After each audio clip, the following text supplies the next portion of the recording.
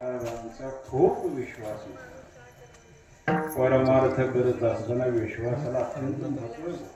त्याला गाडी मारला नाही गाड कोण परमार्थातच विश्वासाला महत्व आहे असं नाही. साधा प्रपंच जरी असला, व्यवहार जरी असला तरी त्यात विश्वासाला खूप महत्व आहे. प्रपंचामध्ये व्यवहारामध्ये देखील एखादं कार्य पूर्ण होण्याकरिता एकमेकांवर विश्वास असणं अत्यंत गरजेचं आहे. संसाराचं गाडं व्यवस्थित चालण्याकरिता पतीचा पत्नीवर, पत्नीचा पतीवर विश्वास असणं अत्यंत आवश्यक आहे. मुलाचा बापावर विश्वास पाहिजे, बापाचा मुलावर विश्वास पाहिजे, नोकराचा मालकावर विश्वास पाहिजे, मालकाचा नोकरावर विश्वास पाहिजे,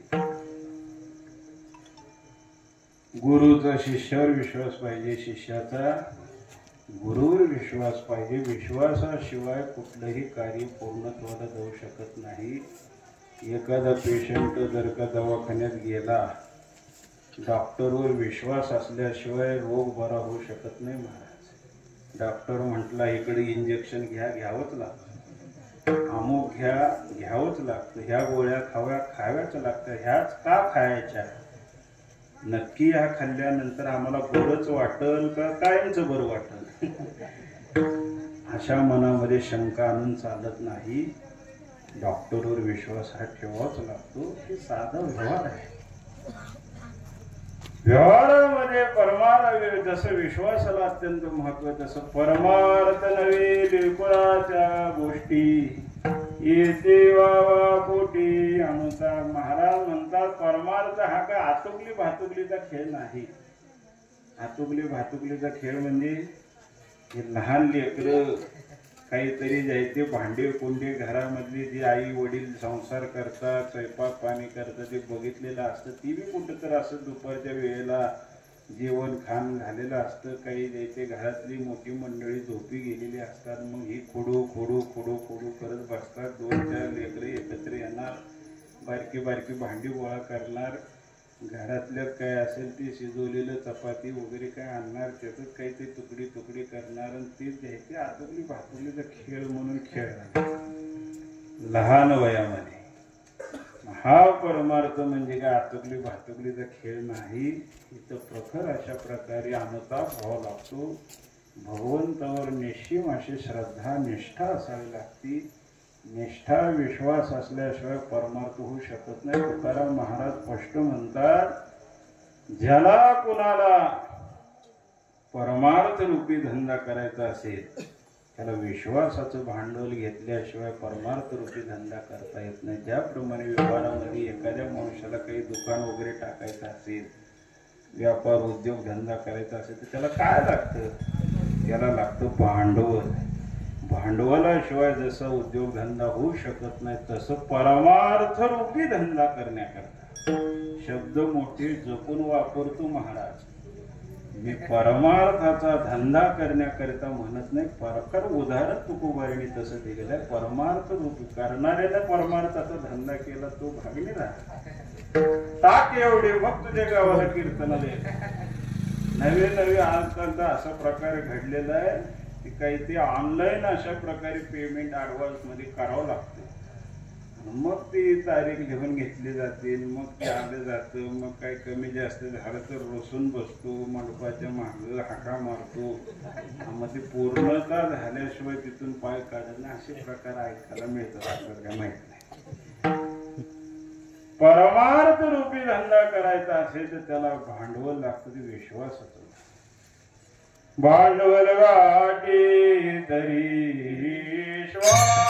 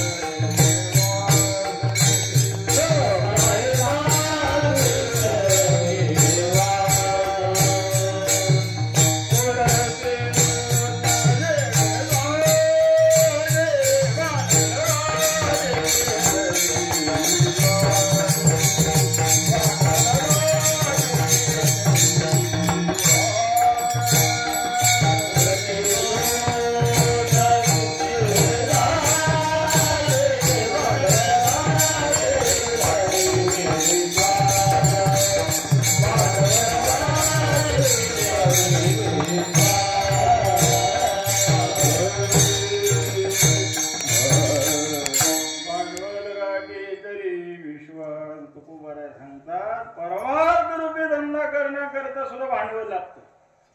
कशाचं? मठ लागतो, शिष्य समुदाय लागतो, युट्यूबवर चॅनल लागतं, पोस्टरबाजी करणारा लागतो. हे लागतं का? परमार्थ करण्याकरता 4 चाकी मोठी गाडी लागते, बॉडी लागते, दाढी लागते. हे लागतं का? परमार्थ करण्याकरता या बाकी कुठली गोष्टीची आवश्यकता नाही. नाही तर तुकोबांनी वर्णन केलं असतं ना, भांडवल गाठी तरी गाडी, भांडवल गाठी तरी दाढी म्हणलं असतं ना. नाही लागत महाराज या गोष्टी. परमार्थ रूपी धंदा करण्याकरता फक्त लागतं ते भांडवल विश्वासाचं. ज्या उपास्य दैवताची आपण उपासना करतो, सेवा करतो, त्याच्यावर आपला विश्वास पाहिजे. कारण विश्वास हा काही सामान्य नाही महाराज. विश्वासाचं सामर्थ्य काय माहिती का?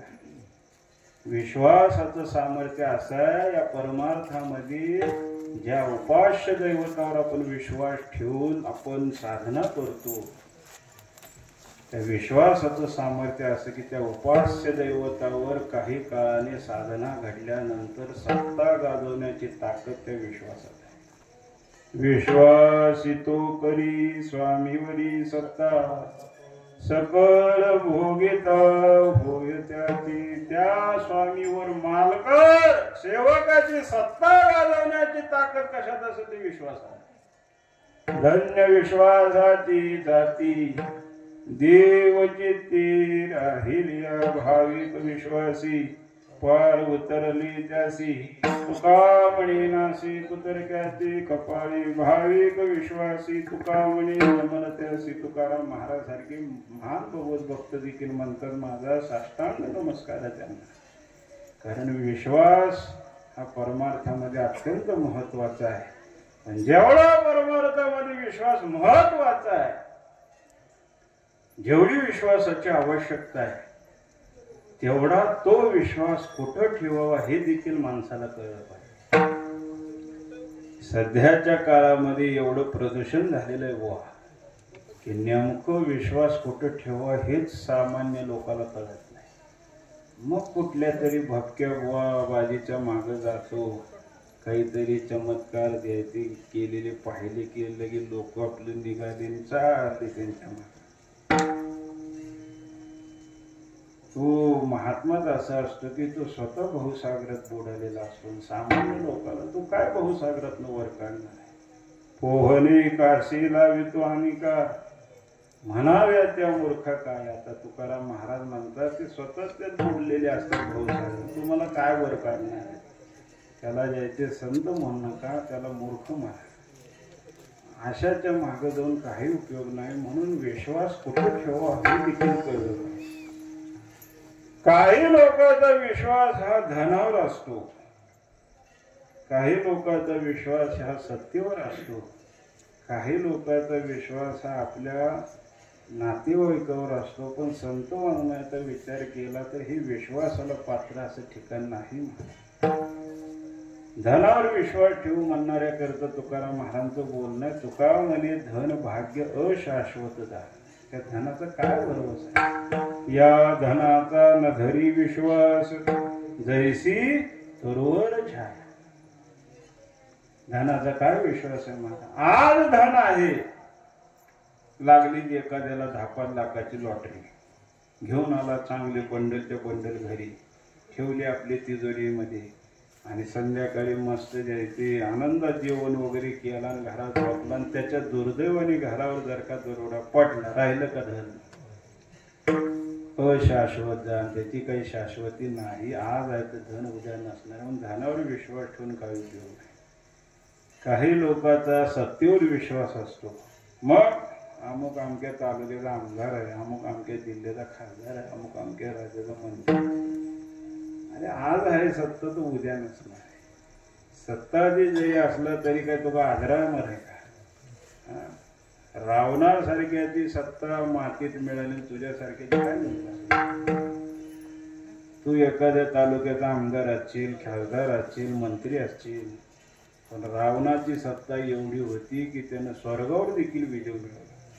देव घातली बांधवडी सुरासुर देशो धडी ऋषेश्वरे व्याली बापुडे देवो लपले निबोडे गिरिकंदरी रावणाचे नित्यांगित सुरवर झाले जे समस्त ब्रह्मादिका चिंताद्भुत ते रावणात प्रार्थिला. रावणाचे नित्यांगित स्वर्गातील देवदेवता जनबंदी खाण्यात घातली. केवढी सत्ता होती ती, पण ती त्याचा टिकली नाही महाराज, त्याचा देखील नाश झाला. मग काही लोकांचा विश्वास हा घरातील काही कुटुंबावर असतो. संतांचं वाङ्मय पाहिलं तर हे सुद्धा विश्वास ठेवायला पात्र असे ठिकाण नाहीत का हे विश्वासघात करणारे. नामदेवाची एकच वाक्य सांगतो, लावून या मोह संसारी गोविती अंतकाळी होती पाठीमोरी ऐसियाचा जरी मानाला भरवसा कोण यम फासा चुकवीर. भरवसा या शब्दाचा अर्थ विश्वास. काय करतात हे लहानपणापासून संसाराचा मोह लावतात. माझा पप्या, माझा बबड्या, माझी बबडी, माझी शेतीवाडी, जमीन जुमला, बंगलो, मोटरी मोह लावतात संसारात. ज्या वेळेस यांची खरंच मदतीची गरज असते त्यावेळेस मात्र अंतकाळी होती पाठीमुळे. त्यावेळेस ती पत्नी जरी असली तरी ती सुद्धा नवऱ्याला म्हणते, हे घ्या तुमचं डोरलं, तुमचं माझं सरलं. सांगायचं तात्पर्य काय, यांच्यावर देखील विश्वास ठेवून उपयोग नाही. मग विश्वास ठेवायचा कुठे या जगतामध्ये? मानवी जीवनाचं कल्याण व्हावं असं वाटत असेल तर या जगतामध्ये विश्वासाला पात्र अशी दोनच ठिकाण आहेत. जिथं तुकाराम महाराजांनी विश्वास ठेवला तिथं आपण ठेवलं की आपलं काम झालं म्हणून समजा. तुकाराम महाराजांच्या जीवनचरित्राचा धांडोळा घेतल्यानंतर असं पाहायला मिळते की तुकाराम महाराजांनी त्यांच्या जीवनामध्ये फक्त दोनच ठिकाणी विश्वास ठेवला. कोणती दोन ठिकाण? पहिलं ठिकाण संताचे पाये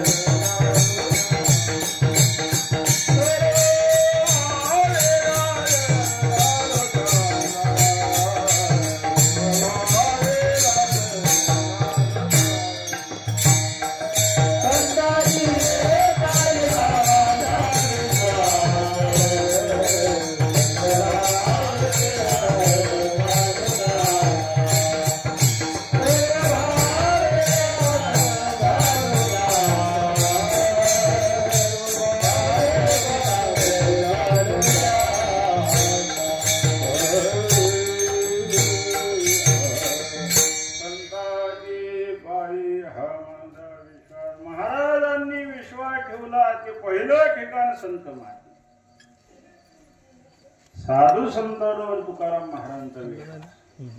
नवी नवी जगाने सांगता संतांची वचने मानिता विश्वास काय विचार सांगा तुमचे. अरे बाबा, साधू संतांवर विश्वास ठेवायला तुम्हाला काही जीव जातो का? नाही, त्याच्यावर लोक विश्वास ठेवतात. विश्वासाचा जिथं घात होणार नाही असं ठिकाण म्हणजे दोनच, एक संत महात्मे, दुसरं ठिकाण म्हणजे तुकाराम महाराजांनी ज्या ठिकाणी विश्वास ठेवला ते ठिकाण जर का कोणतं असेल,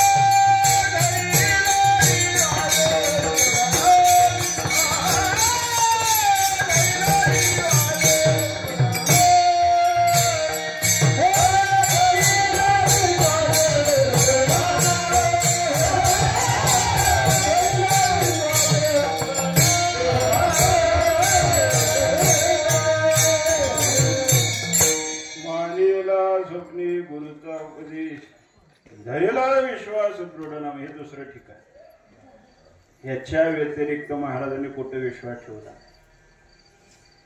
नामावर विश्वास, या अनुषंगाने देवावर विश्वास. नाम म्हणजेच देव. नामावने नाम केशव केवळ जाणती प्रेम आहे. नाम म्हणजेच देव, देव म्हणजेच नाम. नाम तेचे रूप, रूप तेचे नाम, नाम रूपा भिन्न नाही. नामदेवांचं होत नाही. तुकाराम महाराजांनी त्यांच्या जीवनामध्ये फक्त दोन ठिकाणी विश्वास ठेवला, एक संत महात्मे आणि दुसरं भगवंताच्या नामाच्या ठिकाणी. धरिला विश्वास दृढ नाम. शब्द विचार करण्यासारखे. दृढ विश्वास म्हटले. विश्वास वेगळा आणि दृढ विश्वास वेगळा. आपला जो असतो तो विश्वास आहे फक्त. आपण काय फार नास्तिक माणसं नाहीये. आपल्या गळ्यात माळ आहे, आपण पंढरी वारी करतो, ज्ञानेश्वरी गाथा भागवतो, आपण नामचिंतन करतो. आपलाही अनुभव आहे, तुकोमार श्रद्धा आहे, नामचिंतनावर विश्वास आहे, पण दृढ नाही. दृढ विश्वास वेगळा आणि विश्वास वेगळा. दृढ विश्वास कशाला म्हणतात? रामायणामध्ये प्रसंग पाहायला मिळतो, ज्यावेळेस आई साहेब सीता मातेला रावण पळवून घेऊन चालला होता. आकाश मार्गाने स्वारी चालली असताना आई साहेब ओरडू लागल्या, श्रीरामा धावा, श्रीरामा धावा, श्रीरामा धावा. आई साहेब प्रभू रामचंद्रांच्या नावाने हाका मारत असताना रामायणामध्ये असं वर्णन केले नाथांनी. तो आवाज ऐकून तिथं असणारी झाड, पशु पक्षी, वेली, वृक्ष हे रामाला आवाज देतो. जनवाणी जनस्थानीचे जनवन, त्याशी घाली ते मी लोटांगण, श्रीरामा सांगावे आपण केली सीता हरण रावण. नाथ महाराजांचं बोलणं. त्या झाडाला सांगू लागल्या, पशुला सांगू लागल्या, त्या फुलाला पानाला सांगू लागल्या, अरे बाबा नो, या ठिकाणी प्रभू रामचंद्र आले तर त्यांना सांगा मी तुम्हाला साष्टांग दंडवत घालते की सीता मातेचं हरण झालेलं. आणि ज्यावेळी रावण आकाश मार्गाने आईसाहेबांना घेऊन जात असताना मोठ्या मोठ्याने आईसाहेब ओरडू लागलेल्या, श्रीरामा धावा, श्रीरामा धावा. माझ्या मालकाचं नाव कोण घेत आहे? हा आवाज ज्यावेळी त्यांच्या कानावर पडला त्यावेळी ते धावून आले. ते कोण होते? जटायू महाराज. भगवंताचे भक्त पैकी फक्त मनुष्य योनीतच झालेत असं नाही, पशु योनीत सुद्धा देवाचे भक्त झाले. याचा अर्थ असा आहे की पशु योनीला जाऊन देखील नामसाधना करता येते. गजेंद्र पशु होते, हत्ती होते, जांबवंत पशु होते, गरुड महाराज पक्षी आहेत, जटायू पक्षी आहेत. कितीतरी पुराणामध्ये अशी उदाहरणं आहेत. कोणत्याही योनीला जाऊन भगवत नामाची साधना करता येते. ही नामाची खासियत आहे. ज्यावेळी जटायू महाराजांच्या कानावर त्यांच्या मालकाचं नाव पडलं त्यावेळी त्यांनी विचार केला, कोण माझ्या मालकाच्या नावाने धावा करतोय. आणि पहावं तर म्हणून गेले तर आईसाहेब सीते मातेला रावण पळून घेऊन चाललेला आहे. तिथंच दंड थोपटले बुवा. आणि रावणाचं जटायूचं युद्ध सुरू झालं. ज्यावेळेस जटायूचं युद्ध रावणाबरोबर सुरू झालं त्या रावणाला कळून चुकलं युद्ध करताना आपला टिकाव लागू शकत नाही जटायूकडे. जटायू महाराजांच्या पंखामध्ये जबरदस्त ताकद होती. रावणाला युद्ध करत असताना कळून चुकलं की आपला टिकाव लागू शकत नाही. तिथं सीता मातेची सुटका होत होती. पुढचं रामायण करायची काहीच गरज नव्हती. पण पुढचं रामायण देवाला घडवून आणायचं होतं. बोलेला वाल्मिक तैसीची करीन वरतोनी दाविन नामामाने, हे करून घ्यायचं होतं. रावणाला कळून चुकलं आपल्यामध्ये ताकद नाही आता याच्याशी युद्ध करण्याची. कपटपणा केला रावणाने. काय दुष्ट हा कपटी असतो. त्याची वाईट बुद्धी खूप तीक्ष्ण असते बुवा. रावणाने कपटपणा केला. काय जटायू आता युद्ध करायचं ते आपापलं एकमेकाचं मरण एकमेकाला सांगून युद्ध करायचं. हे काय म्हटले काय हरकत नाही. पहिल्यांदा रावणाने स्वतःचं मरण कशातही सांगितलं. त्यानं खोटं सांगितलं. त्यानं सांगितलं माझ्या डाव्या पायाच्या अंगठ्यामध्ये माझं मरण आहे. जटायूने लगे वार केले पण तो मेला नाही. का त्याचं मरण तिथं नव्हतंच बुवा. ज्याचं मरण जिथं असतं तिथूनच त्याचं तिकीट काढलं जातं. अगोदर किंवा नंतर तिकीट काढता येत नाही. नाहीतर एसटी पकडली जाते, दंड होतो. स्वतःचं मरण त्यानं खोटं सांगितलं. पण ज्यावेळी जटायूला मरण विचारण्याची वेळ आली त्यावेळेस मात्र त्यानं नुसतं विचारलं नाही. प्रभू रामचंद्रांची शपथ त्यांनी घातली. मग जटायूला विचारलं की सांग तुला प्रभू रामचंद्रांची शपथ तुझं मरण कशात आहे. घालोनी श्रीरामाची आन जटायुषी पुशी रावण कोले स्थानी तुझे मरण सत्य संपूर्ण मज सांगी. नाथ महाराज गोड वर्णन करा. सांग तुला प्रभू रामचंद्र शपथ आहे तुझं मरण कुठं आहे. सत्य बोलणं हा भगवत भक्तांचा धर्म आहे महाराज. माझ्या सत्यवर्णाची तप वाचा केली बहुत कल. भगवत भक्त एवढे सत्याने वागणारे असतात. पुढं मरण जरी उभारलेलं असलं तरी सुद्धा ते आपल्या मुखातून असत्य वचन बोलत नाही. पडली आती आकांती की ओढवल्या ही अंतगती. हरिभक्त असत्य न बोलतील जाण निश्चिंती पक्षीनाथ. की पक्षीनाथ म्हणजे जटायू. प्रभू रामचंद्रांनी शपथ घातली असल्यामुळे त्यांनी खरं सांगितलं की माझं मरण माझ्या पंखामध्ये. रावणाला मरण कळल्यानंतर त्यानं लगेच पंखावर वार केले. आणि पंखामध्ये सगळी ताकद जटायू महाराजांच्या असल्यामुळं त्यांची शक्तीहीन झाल्यानंतर रक्तबंबाळ अवस्थेमध्ये खाली कोसळले. रावण आईसाहेबाला घेऊन ज्या वेळेस जटायू महाराज खाली कोसळले अंगातून रक्ताच्या धारा वाहत आहेत. मरणासन्न अवस्थेमध्ये जटायू महाराज पडलेले आहेत. पण मुखामध्ये भगवान श्रीरामचंद्रांचं नामचिंतन चालू होतं. भगवत भक्त सेवेला एवढे कट्टर असतात, नियमाला एवढे कट्टर असतात. काही जरी झालं तरी सुद्धा ते देवाचं नामचिंतन सोडत नाही. भल तैसी जड पडो भारी नाम नसंडी नटळी निर्धारी जैसी पतिव्रता प्राणेश्वरी विनवी भानुदास अवदारी लावे. भल तैसी जड पडो भारी. काही होऊ द्या, कतलाही जायते प्रसंग जीवनात येऊ द्या, पण तरी सुद्धा ते नामचिंतन महाराज सोडत नाही. एका जनार्दनी करीती यातना परी नारायण आठवी. नाथ महाराज सांगतात कितीतरी त्यांना मरणाची यातना होत होत्या, पण भगवान प्रभू रामचंद्रांचं नामचिंतन घेत ते तिथं पडली होती. आणि इकडं प्रकार असा घडला की प्रभू रामचंद्र शेतीला शोधत शोधत शोधत शोधत नेमके त्या जटायू महाराजांच्या जवळ आले. जटायू महाराजांपुढे गेल्यानंतर त्यांनी पाहिले माझे परमभक्त असणारे जटायू महाराज, नामनिष्ठ नामधारक असणारे, मरणासन्नावस्थेमध्ये पडलेले आहेत. पंखातून अंगातून सगळ्या रक्ताच्या धाराच्या धारा वाहत आहेत. आणि अशा अवस्थेमध्ये पडल्या असताना प्रभू रामचंद्रांना मोठं दुःख झालं. महाराज खरा देव दुःखी कधी होत असेल माहिती का? ज्यावेळी त्याच्या स्वतःच्या भक्ताला कष्ट पडतात, दुःखामध्ये भक्त तो पाहतो, त्यावेळी देवाला ते दुःख सहन होत नाही. त्यावेळी देव खरा कष्टी होतो. देवाला वाईट वाटू लागलं. भगवान खाली बसले. त्या जटायू महाराजांचं मस्तक देवाने आपल्या मांडीवर घेतलेलं आहे. भगवान त्यांच्या मस्तकावर हात फिरू लागलेले. देवाच्या डोळ्यातून घळाघळा अश्रू जे आहेत ते वाहू लागलेले. अरे माझ्या भक्ताची अवस्था. त्यावेळी भगवान मोठ्या करुणावचनाने जे आहे ते म्हणतात, बोल जटायू, मी या ब्रह्मांडाचा मालक, अनंत कोट त्रैलोक्याधीश परमात्मा, करतो करतो मान्यता करतो, माझी शक्ती आहे. तुला जगायचंय का सांग, आत्ता अभयदान दे. पण जटायू महाराज हे देवाचे भक्त होते. महाराज नामनिष्ठ होते. जटायू महाराजांचे उद्गार मोठे ऐकण्यासारखे. जटायू महाराज म्हणतात, देवा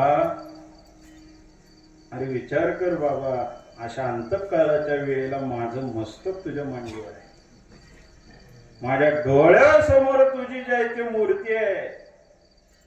आणि माझ्या मुखामध्ये तुझं नाम आहे. अशा अवस्थेत मला मरणानं घाला, काळानं घाला घातला तर तुका म्हणे सुखा पार नाही.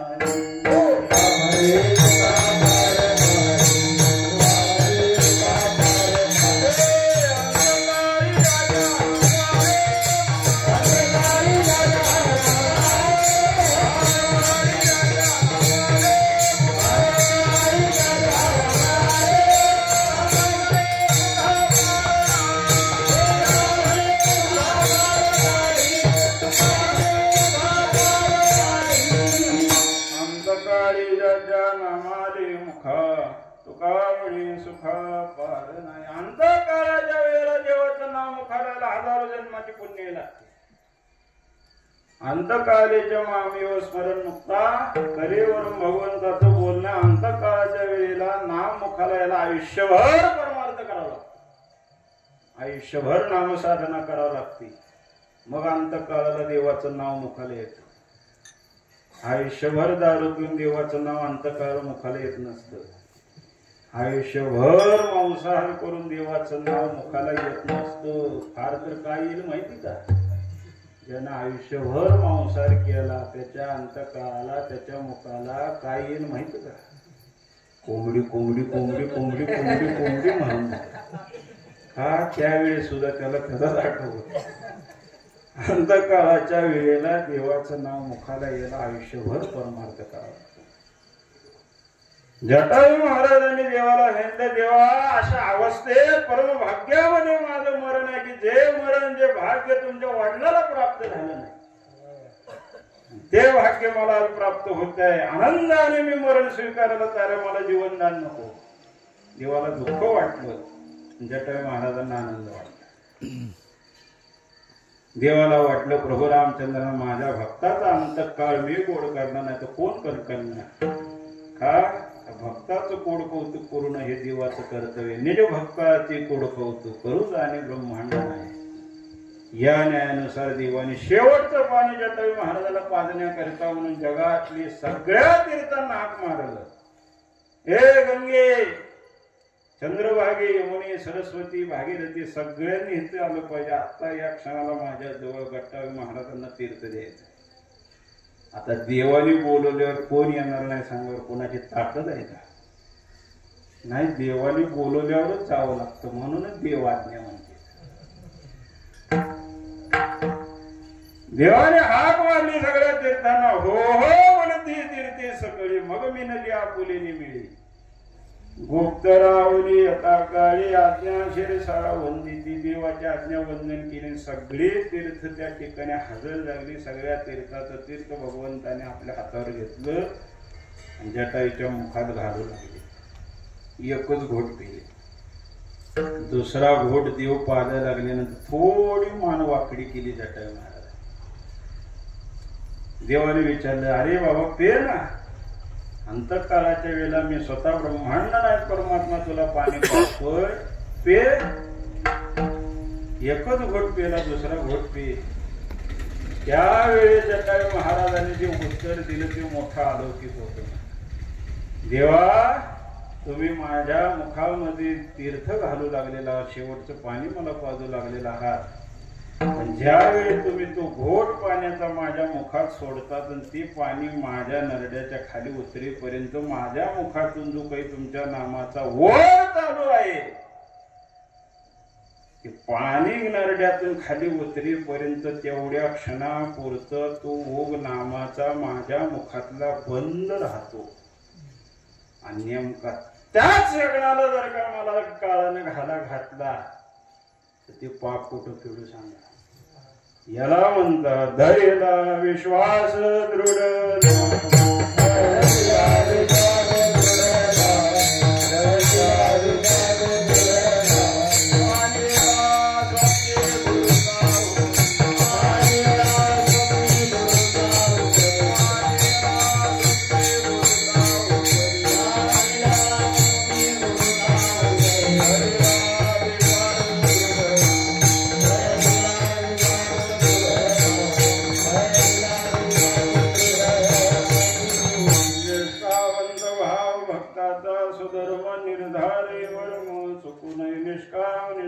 विठ्ठल विश्वास पावणे वास अनेकाचे अशा पद्धतीला याला म्हणतात दृढ विश्वास विश्वास वेगळा दृढ विश्वास याला म्हणतात दृढ विश्वास केवढा विश्वास आमचा तुकोबारांचा देवाच्या नामात जिवंतपणे त्यांनी नामाची साधना केली पण मेल्यानंतर सुद्धा त्यांच्या हाडाने विठ्ठल विठ्ठल म्हणावं केवढा नामनिष्ठ भक्त म्हणायचं जयाची असते विठ्ठल विठ्ठल स्मरतीन ओवाळी सत्य भामा राही माता रुक्मिणी ओवाळ आरती शुद्ध चोखा मेरा घेता नाम चोखी याची तुटी भो बंद ज्वाळ त्यांच्या हाडाने विठ्ठल म्हणा महाराज जनाबाईचे हात आमच्या शेणकोटाला लागले त्या शेणकोटाने विठ्ठल विठ्ठल म्हणा तुकाराम महाराजांचं रोम रोम विठ्ठल विठ्ठल म्हणत होतं तुकाराम महाराज ज्या रस्त्याला जायची ती वाट विठ्ठल विठ्ठल म्हणत होती महाराज कशाला म्हणते नामनिष्ठ का एवढा दृढ विश्वास देवाच्या नामावर आणि हा दृढ विश्वास जो महाराजांचा देवाच्या नामाच्या ठिकाणी असलेला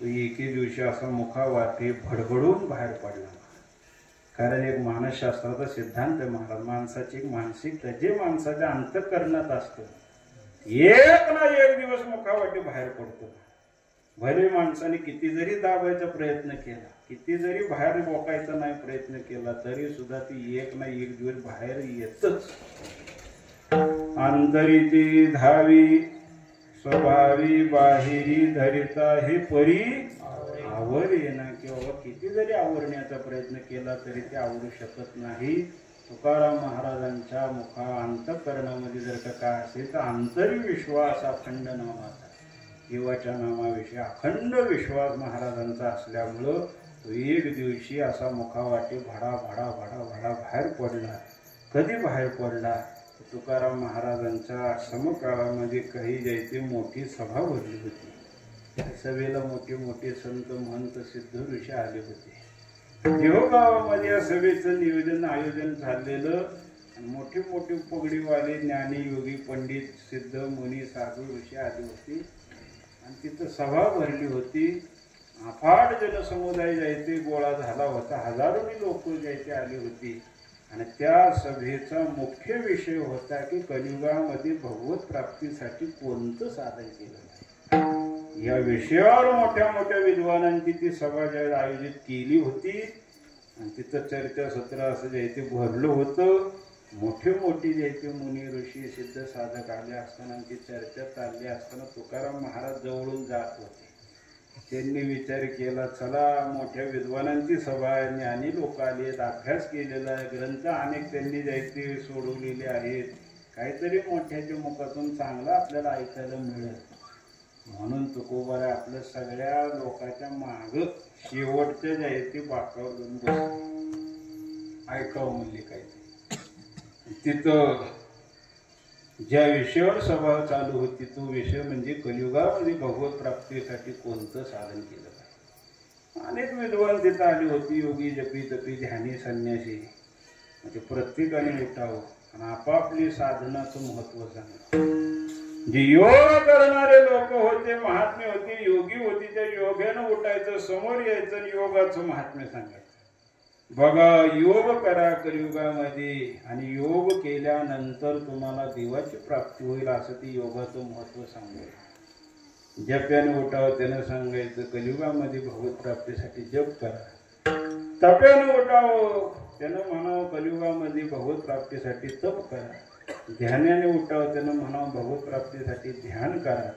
संन्यासाने उठावं त्यानं म्हणावं की बाबा भगवत प्राप्तीसाठी जीवानं संन्यास आश्रम स्वीकारून त्यागी वृत्तीनं राहून भगवंताची प्राप्ती करून घ्यावी. असे प्रत्येकानं तिथं उठायचं. प्रत्येकाचे म्हणणं असं तेल मीठ लावून माल मसाला लावून चांगलं समजून सांगायचे लोक. जेव्हा प्रत्येकाची ही सगळी म्हणणं तुकोबारासारखी महात्म्याने महाग बसून ऐकत होती, तुकोबारानं वाटलं काय येडी लोक एवढे शिकले, काय त्यांना कळत नाही. सांप्रत योग कोणतं, समोर ऐकणारा समाज कसला आहे, हे काही लय शिकलेलं आहे का? ह्यांना काय करायचं कसं ही काही कळत नाही. आणि ह्यांना एवढं अवघड सांगून कसं जमायचं. योग करा, जप करा, तप करा, ध्यान करा, धारणा करा, गोरंजन साधन पंचंगी शास्त्रामध्ये सांगितले सगळे सामान्य लोकांना जमत. अवघड बोले न करे सांगता, सुलभ बहुता गोड वाटे. माणसाला कसं पाहिजे, अवघड नको, सोपं पाहिजे. म्हैस कशी पाहिजे, कमी खाणारी, जास्ती दूध देणारी, आणि दूध काढताना विशेष म्हणजे लात न मारणारी अशी म्हैस पाहिजे. माणसाने अवघड असणारा प्रपंच सोपा केला. पूर्वीच्या काही घरामध्ये स्वयंपाक करायचं म्हणलं की चूल होते, आता चूल राहिली का? पूर्वीच्या काही घरामध्ये दळण काढण करायचं म्हणलं की उखळ असायची, जातं असायचं. आता जातं राहिलं का? आता जातं जातं जातं जातं ती गेलच. आता जात्याच्या जागी आल्या त्या गिरण्या. सध्याच्या शहरातल्या मॉडर्न जमान्यातल्या सुना म्हणतात, दळून दळून सासूबाई मिळाल्या आणि आमच्या नशिबी गिरण्या आल्या. गिरण्या आल्या. पूर्वीच्या काळी या गावाचा निरोप त्या गावाला पाठवण्याकरिता पत्र लेखन. आता पत्र लेखन राहिलं का? आता आला मोबाईल. असा एक बी नाही कोण जगात ज्याच्याकडे मोबाईल नाही. प्रत्येकाकडे आहे फोन. असा असणारा तो मोबाईल लगेच हॅलो महाराज कुठपर्यंत झाला. शेतामध्ये पूर्वी नांगरणी करण्याकरता नांगर होता, आता राहिला का? आता ट्रॅक्टर आला.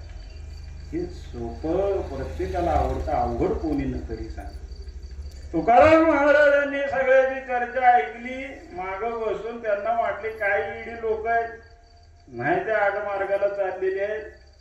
नका जाऊ आडराने आईशी गरजती, पुराणे मार्ग जाऊनी गेले आधी. दयानिधी संतती तेरेची पंथी चालू जाताना पडे गुंता कोटे. काय यांना काय कळत नाही. अंतःकरणामधली जगत कल्याणाविषयीची तळमळ अशी जायची ओसळ्या मारत होती. म्हणजे माग बसली. हेच वेळ खरी आपल्याला समाजाला सांगण्याची. इथं अनायशा समाज जमलेला आहे. अनेक विद्वाना पुढं बोलणं योग्य ठरणार. तुकाराम महाराज असे जायचे तडक उठून द्यायचे पुढं आले भर समाजात. आणि मुख्य स्थानी येऊन तिथं जी काही मोठे मोठे साधू संत महंत ऋषी मोठ्या मोठ्या पगड्या घातलेली, माळा घातलेली, बहू घातलेली, आणि अशा दाढीवाल्या वगैरे मोठ्या मोठ्या ऋषी पुढे गेले, हात जोडले आणि त्यांना विनंती करू लागले. सांगाविले तो माझे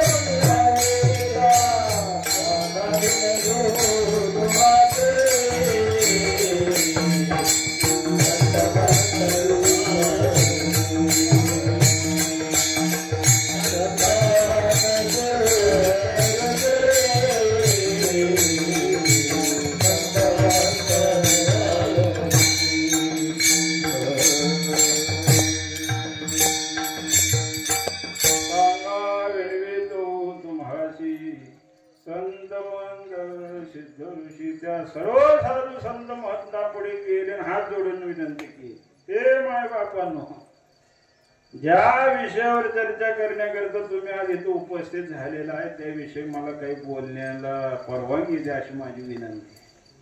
महाराजांना परवानगी मिळाली विनंती केल्यानंतर.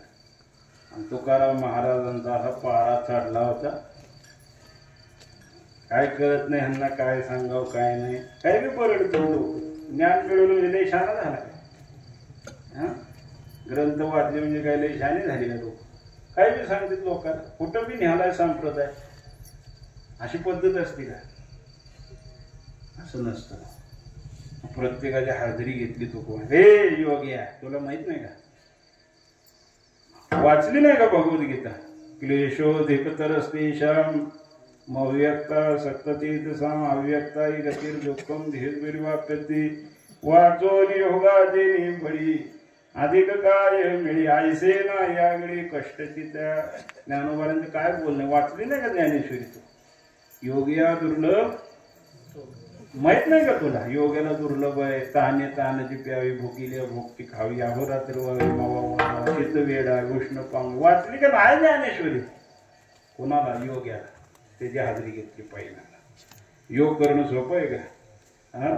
शरीर शोषण प्राण निरोधन म्हणजे हटयुग गोदपीडन कुंडलिनी कलिमल दल भंग ऊर्ध्वायचा शेत तोडणी करियोवन भंग ब्रह्मरंजनी मिश्री परिमुमुक्ष दंगनाथ महाराज बोलला. किती अवघड आहे. शरीर शोषण, शरीराला शोषण, प्राणाचा निरोध, इंद्रियाचा निरोध. आणि मग हे जमतं का?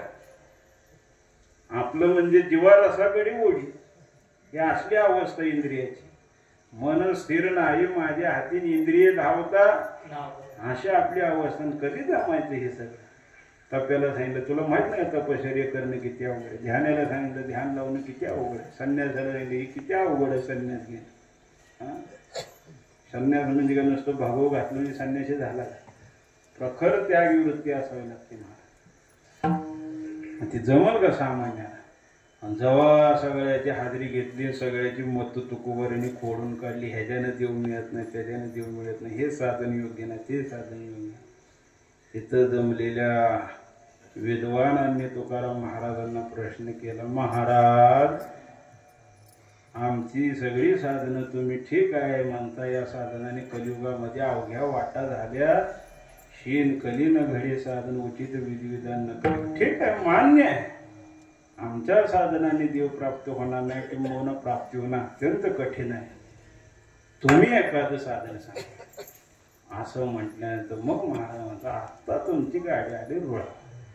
हे सांगायला तर आम्ही इतक्या लांबून आलेलो आहे.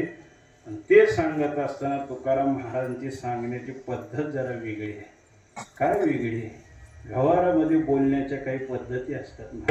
काय पद्धती असतात? काही प्रश्न हे व्यवहारातले असे असतात की त्या प्रश्नाचं उत्तर प्रश्नानं दिलं जातं, उत्तराने दिलं जात नाही. उदाहरणार्थ, एका शाळेमध्ये इन्स्पेक्शन होतं. गुरुजींनी सांगितलं मुलांना, अरे पोरांनो, साहेब येणार आहे, अभ्यास करून या बरं. आणि मग पोरं सगळे अभ्यास करून सगळं काही कपडे वगैरे, इन शर्ट वगैरे तिथल्या तिथं करून आलेले, बापावर बसलेली आहे, शाळा भरलेली आहे. साहेब आलेले आहेत, गुरुजी आहे, खुर्चीत बसलेले. आणि साहेब आल्यानंतर साहेबांनी प्रश्न केला, सांगा मुलांनो, या जगतामध्ये देव कुठं आहे? काय म्हटले साहेब? या जगतामध्ये देव कुठं आहे? साहेबांचा हा प्रश्न. आता एक मुलगा आध्यात्मिक होता, कीर्तन भजन ऐकणार होतं. त्यानं काही भजन कीर्तन ऐकल्यामुळे त्याला काही सगळ्या गोष्टी माहीत होत्या. त्यानं हा बोट वर केलं, तुला येतं? हो येतं. उभार मग सांग. ती उभारला बाकावर. आणि त्यानं साहेबाच्या प्रश्नाला उत्तर देताना उत्तरात उत्तर नाही दिलं, प्रश्नार्थक उत्तर दिलं. साहेबांचा प्रश्न काय होता? सांगा या जगात देव कुठं आहे? यानं साहेबालाच प्रश्न केला, सांगा साहेब या जगात देव कुठं नाही. मला म्हणतात याचा अर्थच असा की देव सगळीकडे. अनोरणियान महतो महियान येरू मनी जडी स्थळी काष्टी भरला, व्यापोनी राहिला दिशा ध्रुव विठ्ठल विस्तारला झाली. याला म्हणतात प्रश्नाचं उत्तर प्रश्नानं देणं. तसं तुकाराम महाराजांना ज्यावेळी सार्वजयते मोठ्या मोठ्याने प्रश्न केला, महाराज आम्ही सांगितलेल्या साधनाने देव मिळत नाही, या कलियुगामध्ये जीवाच्या उद्धाराचं तुम्ही एखादं साधन सांगा म्हटल्यानंतर महाराज तेवढ्या प्रमाणे म्हणतात, या भर सभेमध्ये मी आवाहन करतो, असं कोणी ऐकलं का? काय ना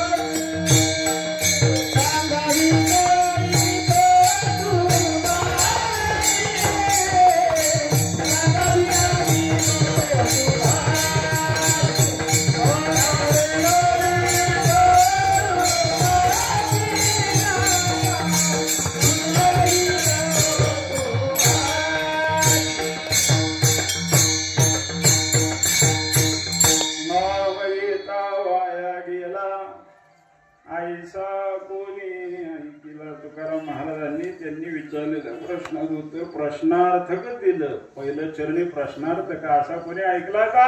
प्रश्नचिन्ह. देवाचं नाव घेतलं वाया गेला असा कोणी या भर सभेला ऐकलाय का? तुकाराम महाराजांचा प्रश्न ऐकल्याबरोबर सगळी सभा छडी चुप, निरव शांतता. एकाकडे उदाहरण नाही. भक्ती करून या कोण वाया गेला नाही ऐकला ऐसा कोण. कृष्ण भक्ती विन तरला नाही कोण नाही, देवाने ओढून एकच आहे. नामदेवांचं बोल, देवाची भक्ती सेवा केली वाया गेला कधीच नाही. देवाचं नाव घेतलं वाया गेला कधीच शक्य नाही. एकही उदाहरण असा एक तरी कोणी ऐकलं का? काय विश्वासाचं बोलणं महाराज. देवाचं नामचिंतन करून वाया गेला, त्याचा उद्धार झाला नाही, त्याचं कल्याण झालं नाही. इतर साधन करून वाया गेलेली उदाहरणं पुराणात आहेत महाराज. नहुष नावाचा राजा दान केलं नाही का त्यानं? नहुष राजाच ना, गायी दान केल्या, पण ती गायी दान केल्यानंतर त्याच कळपातली एक गाय त्याच्या कळपात आली आणि परत तीच एका दुसऱ्या राजाला त्यानं दान गेली. मग ज्यावेळी त्या दोन राजाची भेटाभेट झाली, तो म्हणायचा ही गाय मला दान केलेली आहे. तो म्हणायचा नाही, ही गाय तर मला दान केली राजाला. दोघांची भांडणं लागली. शेवटी ती भांडण आलं राजाकडे आणि त्याचा निर्णय असा झाला की एकच गाय दोघाला दान दिल्यामुळं त्याला पुढचा जन्म सरड्याचा प्राप्त झाला, अर्धा अंश होण्याचं झालं. का? दान हे भगवत प्राप्तीचं साधन आहे, पण त्याच्यामुळं वाया जावं लागलं, म्हणजे त्याच्यामुळं अधोगती फार आली. पण नामचिंतन हे कसं जरी केलं, कुणी जरी केलं, कधी केलं तरी सुद्धा ते जीवाचा उद्धारच करून देतं, असं नामाचं सामर्थ्य आहे. पुराणामध्ये आता कितीतरी कथा आहेत. कितीतरी पाप केलेले लोक, कितीतरी पाप आचरण केलेले, विषयासक्ताने घाललेले, अधर्माने वागलेली लोक, पण त्यांनी भगवंताचं नामचिंतन केल्यानंतर त्यांचा उद्धार झाला. श्रीमद भागवतामध्ये अजामेळाची कथा प्रसिद्ध हो. पाप आचरण, किती पाप आचरण केलं, नको त्या कृती गोष्टी त्याच्या हातून घडल्या, किती हलकी कर्म घडली, किती त्या कर्माला व्यवहारामध्ये अत्यंत निंदनीय कर्म समजलं, असं पाप आचरण त्याने केलं. वास्तविक पाहता चांगला ब्राह्मण, वेदशास्त्र संपन्न, त्याच्या हातून असं कृत्य घडल्यामुळं वाईट झालं, पापाचरणाला अधोगती होऊ लागली. पण काय त्याच्या घरी संतांची मांदियाळी आली आणि त्याला नामाचा उपदेश, त्याचा धाकटा मुलगा नारायण, त्याचं नाव नारायण ठेवण्यात आलं. त्याच्या ठिकाणी त्याची प्रीती जडली होती. धाकटा असल्यामुळं नारायण जेवला का, उठला का, बसला का, खाल्ला का, पिल्ला का, अंतकाळाच्या वेळेला सुद्धा त्याच्या ठिकाणी प्रेम असल्यामुळं ज्यावेळी जे मदत न्यायला आले त्या ती अकराळ विकराळ स्वरूप त्यांनी पाहिल्यानंतर नारायणा म्हणून द्यायचे मोठ्याने हाक मारली, ती स्वतःच्या मुलाला मारली. ती हाक गेली वरच्या नारायणाकडे. तो नारायण विष्णू दूत पाठवून तिथं त्या यमदूताची अक्कलपट्टी त्यांनी केली. त्या दोघांचं भांडण लागलं. मग यांनी म्हणायचं आमचं गिऱ्हाईक आहे, यांना आयुष्यभर पाप केलेलं आहे. विष्णुदूत म्हणायचं तसं नाही, ते आमचं गिऱ्हाईक आहे, आमच्या मालकाने आम्हाला पाठवलं. का जरी आयुष्यभर पाप केलं तरी अंतकाळाच्या वेळेला याच्या मुखाला नाम आलेलं. अरे पण ती तुझ्या मालकाचं नाही, त्याच्या पोराचं आहे. पण ती काय असं ना, पुत्राच्या उद्देश नष्ट म्हणे नारायण, त्यासाठी विमान पाठवले तू कोऱ्यांचं. मुलाच्या उद्देशाने का होईना त्यानं नारायण नाव घेतलं, पण ते नारायण तुझा मुलगा आजचा आहे, त्याचं नाव तुझ्या मुलाला दिलेलं आहे. म्हणून या नामाचा अधिष्ठात्र दैवत कोण असेल, अधिष्ठान, ते म्हणजे हा परमात्मा आमचा मालक आहे. आणि म्हणून हे त्याच्याकडेच जातं. म्हणून त्याचा उद्धार त्या विष्णुदूतांनी केलेला आहे. नाथ महाराज गोड उच्चार वर्णन करतात. अजामेळ दुराचारी पुत्र लोभी नाम उच्चारी, त्याच्या पापाची झाली बोहरी, आईसी निष्पाप थोरी नाम. काय नामाची थोरी मोठेपणा, एवढा पापी असणारा अजामेळ, त्याचा देखील उद्धार केवळ नारायण नामाने झाला. असा नामाचा महिमा तुकाराम महाराज पुराणातला जाणून होते. अनेकाचा उद्धार या नामाने झालेला तुकोबारांच्या पाठीशी इतिहास होता. म्हणून त्याच्यावर दृढ श्रद्धा होती, विश्वास होता. तेवढ्याच विश्वासानं म्हणून तुकाराम महाराजांचं बोलणं आहे. सांगा नाम घेता वया गेला, ऐसा कोणी ऐकिला ढोकार कुमारी.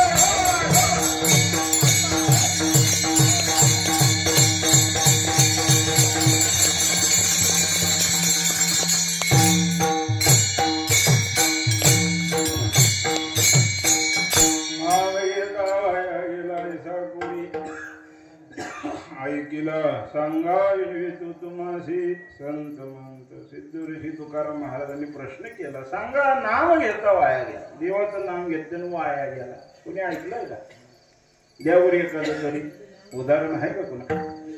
ज्यावेळी तुकाराम महाराजांचा पहिला प्रश्न पचला, तुकाराम महाराजांनी दुसरा प्रश्न टाकला, सांगा म्हणले, नामे तरला नाही कोण ऐसा द्यावा निवडून, असं एक तरी निवडून द्या मला, निवडून.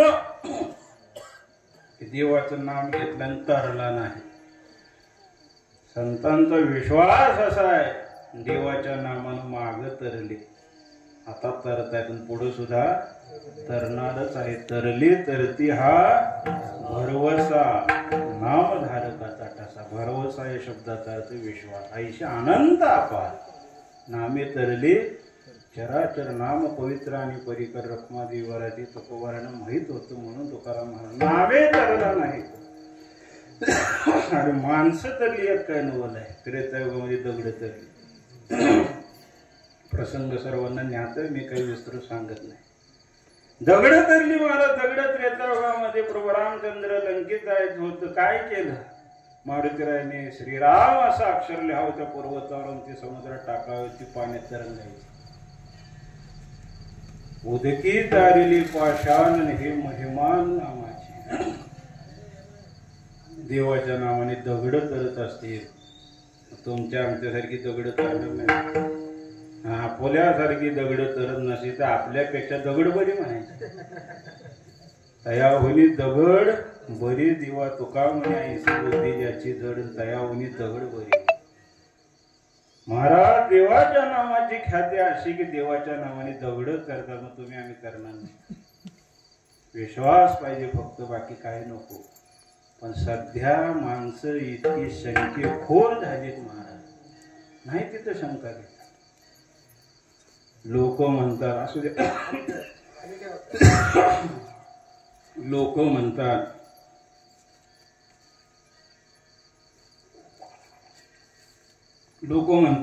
अरे तुला माहिती का देवाच्या नावाने दगड कर.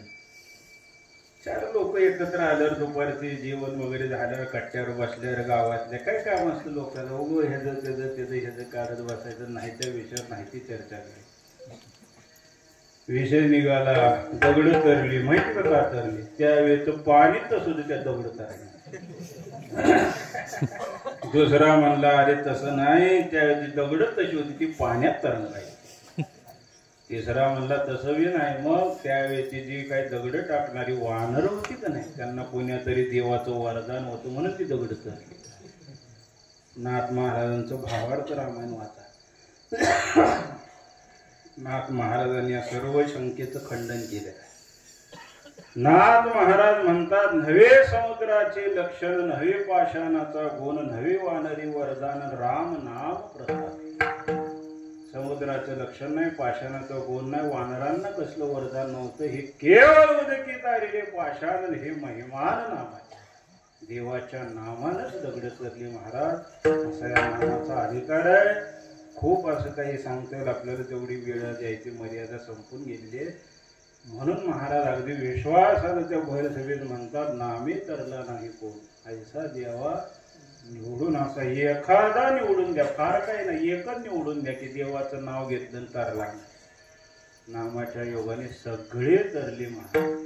खूप अशी पुराणामध्ये उदाहरण, नामाची ख्याती सर्व संतांनी, शास्त्रा पुराणांनी अगदी तोंड भरून द्यायचे नाम कीर्ती गायलेल्या. वेदशास्त्र प्रमाण श्रुतीची वचन, एक नारायण. काय नका करू, फक्त नामचिंतन. तुम्ही जगात जेवणात सगळं केलं पण नाम घेतलं नाही, काय उपयोग. पण बाकी काहीच नाही केलं, पण नुसतं नामचिंतन केलं, तुम्ही सगळं केल्याचं यायचे फळ. योग याग तपे केली तयाने अमोघ. अमोघ यज्ञ योग या घडतो, एक नामचिंतन रूपी यज्ञ केला. नामामध्ये खूप मोठी शक्ती आहे, नामामध्ये खूप मोठी ताकद आहे. फार काय आता सांगत बसत नाही. नाथ महाराजांच्या तोंड ओव्या सांगतो. नाथ महाराजांनी काय तोंड भरून नामाचा महिमा गायला भागवतामध्ये. तुम्ही भागवत वाचत आहात बघा, तुम्हाला ओव्या जात असतील किंवा गेल्या असतील. नाथ महाराज म्हणतात, की हे जे देवाचं नाम आहे ना, हे नाम म्हणजे या कलियुगामधलं ब्रह्मास्त्र. हे स्वतः नाथांच्या मुखातून भगवंताचं बोल आहे. माझे नाम ब्रह्मास्त्र जगी, महापापती बापुडी मुंगी, नामापाशी उरावया लागेल कसं त्याची अंगी अशी. ब्रह्मास्त्राच्या पुढे कुठलं अस्त्र नाही. हे ब्रह्मास्त्र आहे. शस्त्र हे निर्वाणीचा भाग. तुका म्हणे निर्वाणीचे शस्त्र साची. म्हणून असं ब्रह्मास्त्र संतांनी आपल्या हातामध्ये दिलेलं नामचिंतन करा.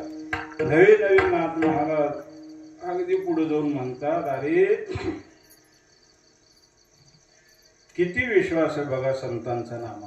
नाथांचं देखील विश्वासाचं बोललंय. नाथ महाराज म्हणतात, अरे जगामध्ये असं कोणी पापच करू शकणार नाही की जेवढं नामाच्या योगाने नष्ट होऊ शकतं. जेवढं पाप नाम नष्ट करतं तेवढं पाप जगात कोणीच करू शकणार नाही. एवढं चॅलेंज दिलं नाथांनी कलियुगात लोकांना.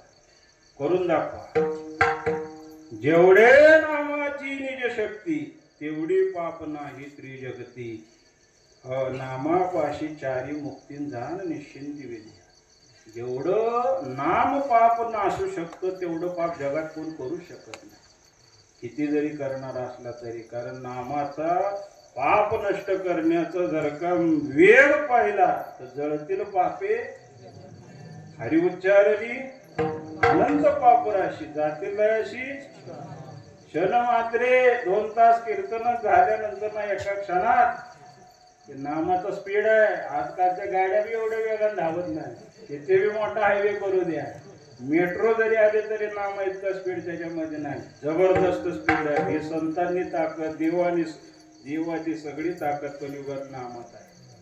नामचिंतनाशिवाय जगामध्ये काही नाही. सगळं तुकोबाऱ्याचं आधी संतांना माहीत असल्यामुळं विश्वासाने बोलतात, नामे तरला नाही कोण ऐसा देवा निवडून. जेव्हा असे एकावर एक बॉम्ब तुकोबारात पडायला लागले म्हणजेच नामाचं महत्व फडा फडा फडा फडा फडा फडा फडा समजून सांगायला लागले सगळ्या लोकांना.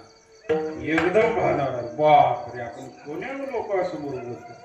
मोठी मोठी विद्वान आणि संत महंत सिद्ध ऋषी बसलेले आहेत.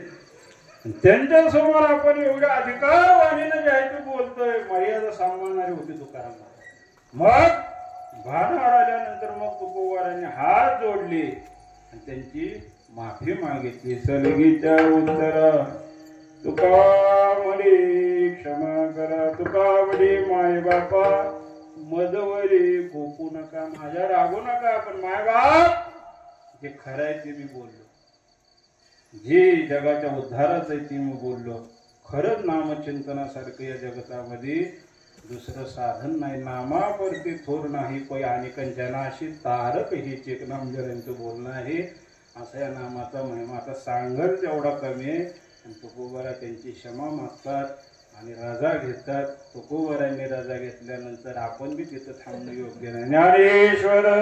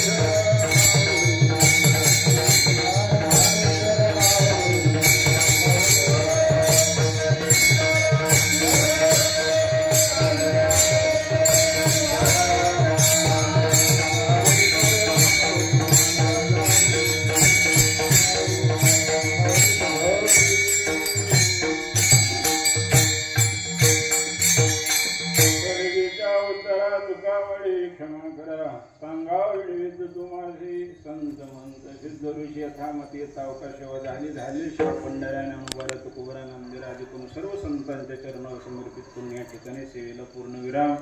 या ठिकाणी येण्याचा योग आमचे मित्र अभंग महाराज लहानपणापासूनच आमचे मित्र आहेत. आदरणीय सदेव भाऊंकडे शिकायला असल्यापासून ते मठात येत जाणं आहे. त्यामुळं त्यांच्या प्रेमाखातर या सगळ्या ठिकाणी येऊन सेवा करण्याचा योग आहे. आणि ही नामाचं महात्म्य तोडतो मोडतो जशी बुद्धी दिली त्या पद्धतीने सांगायचा प्रयत्न केलेला आहे. झालेली सेवा नामदेवराय ज्ञानोबा तुकोबा आदिकून सर्व संतांच्या ठिकाणी समर्पित करून या ठिकाणी सेवेला पूर्ण विराम. नामदेव जनाबाई नामदेव